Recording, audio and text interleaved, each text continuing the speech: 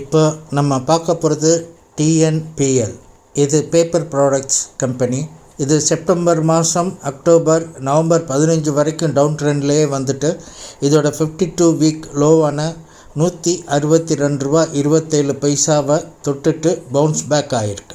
December 2ஆம் தேதி trend line break out 182 பண்ணி க்ளோஸ் வச்சாலும் டிசம்பர் 3, 4 மறுபடியும் ப்ரைஸ் கீழே இறங்கி 174 வரைக்கும் போயிடுச்சு.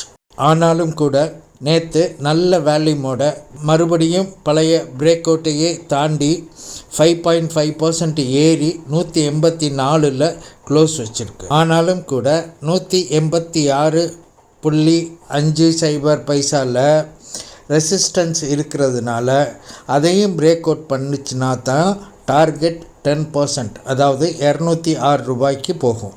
கேர்ஃபுல், 200 ஒரு ரெசிஸ்டன்ஸ் இருக்குது.